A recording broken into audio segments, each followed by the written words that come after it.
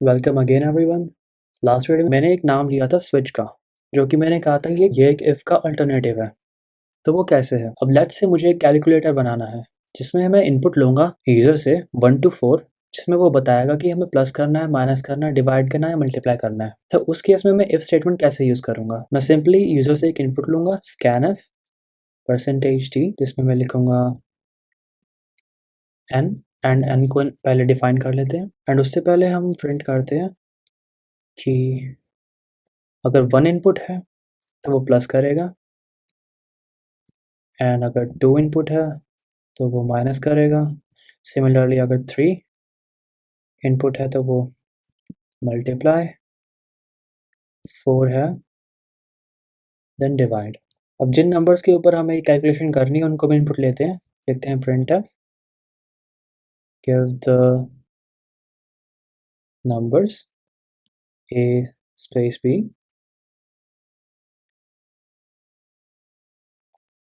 Then हम scanf करते हैं %t space %t and a b। इसके लिए हम पहले यहाँ पे int a एंड b को डिफाइन भी कर देते हैं। एंड सिंस हम scanf यूज़ कर रहे थे तो हमें यहाँ पे एक एम्परसेंड लगाना भी नेसेसरी है, जो कि हमने स्कैनफ वाली वीडियो में पढ़ा था। एंड अब मैं यूज़ करता हूँ इफ स्टेटमेंट का, जिसमें इफ n की वैल्यू 1 है तो हम प्रिंट करवाएंगे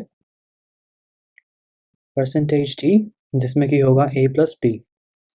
सिमिलरली हम बाकी n की वैल्यूज़ के लिए इसको करते हैं।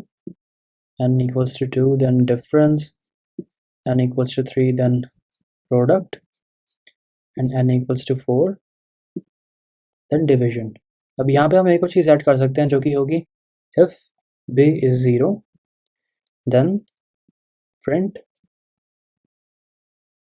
division by 0। Since we all know division by 0 define नहीं होता, रिटर्न 0 कर देंगे। तो ऐसा कुछ हमारा कोड दिखेगा। अब इसको अच्छे से फॉर्मेट करने के लिए हम चाहें तो यहाँ पर एक और न्यू लाइन लगा सकते हैं, एंड यहाँ पर भी एक न्यू लाइन लगा सकते हैं। अब इसको सेव करके रन करते हैं। अब ये हमसे इनपुट मांग रहा है। लेट्स से हमें सबसे पहले एडिशन चाहिए, तो हमने 1 लिखा एंड a और b की वैल्यूज़ दी 2 स्पेस 3, देन उसका सम आया 5। अब सिमिलरली फिर से रन करें इसको, तो हम 2 लिखते हैं, देन a स्पेस b में 2 स्पेस 3 -1। अब ऐसे ही हम मल्टीप्लिकेशन कर सकते हैं, डिवीजन कर सकते हैं। अब वहीं अगर मैं इस कोड को चाहूँ स्विच स्टेटमेंट्स यूज़ करने का, तो मुझे क्या करना होगा? इसको मैं करता हूँ कमेंट आउट, एंड देन मैं स्विच को यूज़ करता हूँ, जिसमें हम करते हैं स्विच, एंड देन हमें जिस वेरिएबल को चेक करना होता है, हमें चेक करनी है n की वैल्यू, बिकॉज हमें हर इफ स्टेटमेंट में n को चेक करना है, तो हमने यहाँ पे n को लिखा। देन हम आगे प्रोसीड करेंगे, जिसमें हम लिखते हैं केस।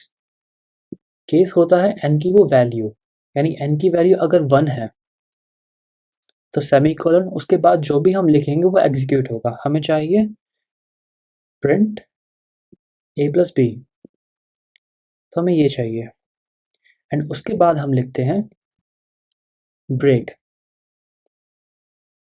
ये सिंटैक्स का पार्ट होता है इसके। देन ऐसे ही हम बाकी के लिए इसे यूज़ करेंगे।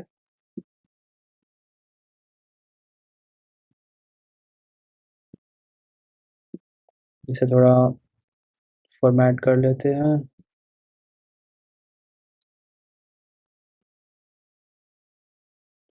Okay, then if case 2, case 3, case 4, a minus b, a star b, a divide by b। अभी यहाँ पे हम एक और इफ स्टेटमेंट लगा के b का चेक कर सकते हैं, बट सिंस हम जस्ट डिफरेंस चेक कर रहे हैं तो ये इसका मेन डिफरेंस होगा। यानी इफ स्टेटमेंट के लिए हमें ये लिखना होगा, एंड स्विच में हमें जस्ट ये लिखना होगा। रादर देन हम इफ को बार बार लेके हम केस को यूज़ कर सकते हैं, इसमें और भी केसेस ऐड कर सकते हैं, केस 5, केस 6, केस 7। अब इसको मैं रन करूँ तो ये सिमिलरली रन होगा z। अब मैं अगेन यहाँ पे अगर इनपुट देता हूँ 1 एंड 2 स्पेस 3 देता हूँ, तो अगेन 5 प्रिंट हुआ। अब यहाँ पे अगर हम मल्टीप्लिकेशन चाहें तो वो कर सकते हैं, 3, 2 space 3, 6। So this was the difference between if and switch. And इसमें ब्रेक इसलिए यूज़ हुआ बिकॉज अगर वो एक केस को रन कर रहा है तो उसे और केसेस रन करने की ज़रूरत नहीं है। एंड स्विच एंड इफ में एक मेजर डिफरेंस ये होता है, अगर आपने इफ स्टेटमेंट्स यूज करी हैं तो वो लाइन बाय लाइन आगे प्रोसीड होता होता हर इफ स्टेटमेंट को चेक करेगा, क्या इफ n इक्वल्स टू 1 है या फिर 2 है या फिर 3 है। But switch whereas n जो भी वैल्यू आएगी सीधा उसी वैल्यू वाले केस पर जाकर उसे रन करेगा, वो देखेगा भी नहीं कि उससे पहले जो केसेस हैं वो क्या है। वेयर एज इफ वो सभी देखेगा देन वो करेगा। तो ये था डिफरेंस इफ एंड स्विच के बीच में। अब depending on your need you can use if और स्विच। तो आज की वीडियो में हमने डिस्कस किया इफ एंड स्विच के बीच के डिफरेंस को। अब नेक्स्ट वीडियो में हम बात करेंगे फंक्शंस के बारे में। अब जैसे हमने कोर्स के स्टार्ट में मेन फंक्शन के बारे में पढ़ा था, वैसे ही हम इसके अलावा और फंक्शंस कैसे डिफाइन कर सकते हैं वो हम नेक्स्ट वीडियो में पढ़ेंगे। So I will see you in the next video. Bye bye. Subscribe the channel and hit the bell icon